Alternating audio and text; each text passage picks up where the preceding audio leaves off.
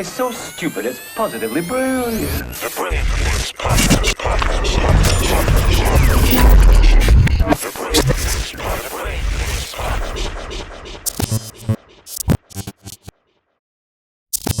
You know the main reason nobody should be celebrating if you're a Democrat? Why? Because it took acts of God in order for Joe Biden to win the presidency. Yeah. There's no COVID. Yeah, he not Donald losing. Trump's reelected. He not losing. There's no COVID. Donald Trump is reelected. You needed something that was this catastrophic to showcase Trump's ineptitude. It's like we act like being president is the hardest thing. Bruh, you said this to me once when you were talking about the Daily Show. I think like it was like if Trevor was going to be able to do okay when he came in, and you were like, the Daily Show is how'd you say it? It's a system. It's a system. Like you could put somebody else in the system, but that thing has a lot of moving parts, and those moving parts are going to continue to move regardless who's at the helm. And I think that's the same with America. Like I really think any idiot could run America because there's so many other people that have responsibilities. Nah, not any idiot.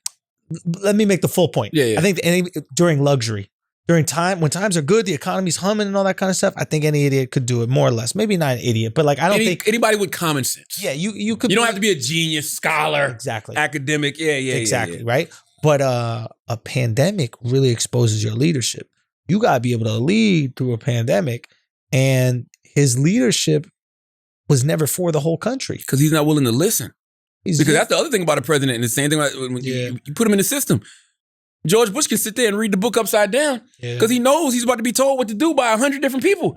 And all the fuck he got to do is listen and deliver the speech that the right is right for him. Trump can't do it. Yeah, that's He's incapable of following a system. He's incapable of listening to anybody except for that person that's inside his head. Because he's never worked within systems. He's always worked outside of them.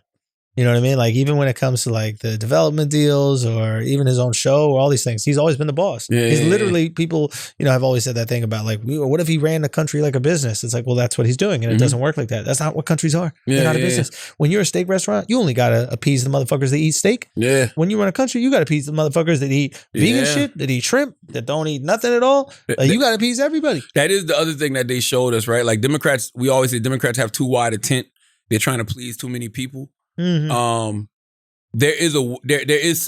something in the middle, right? You can't be like Trump and just cater to one base, and you can't please everybody because if you try to please everybody, you end up pleasing nobody. But there's got to be some type of middle ground that people can find, and I think it comes down to just taking the basic essentials that humans need. Yeah, all humans. First of all, we just want to feel safe. Yeah, right. Equality. That's the shit that America promises us, right? Can we get some of that? Right. That's number one.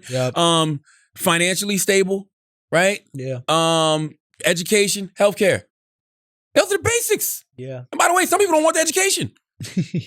But education to me don't just mean school. It mean like, job training, like carpet teach people, send people to carpentry class. Trades. You know what I mean? Yeah. Like people just want to be able to know how to do something, know how to make money from it, and feel safe. Survive, man. Feel safe. Yeah. 100%.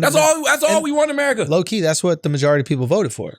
Yes. Right. They voted for safety and security. Yes. They were tired of like the culture war. They were tired of like the exhausting daily nonsense that went along with, and it's not just Trump, but how the media follows Trump and how everything is inflated. People were tired of that. They're like, it's too much. I don't want this.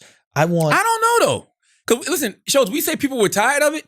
Everybody's like, oh, Joe Biden broke. Joe Biden had the most votes ever in the president. Yeah. So Trump had two. But here's the thing. Trump was number two. I said the majority of people are tired of it. I didn't say all. Yeah. And I think the majority of people, because the tricky thing also for Democrats, and I feel almost bad because I was shitting all over Democrats for the last year for the candidates they ran, but given the fact that the pandemic happened, they actually ran a perfect candidate.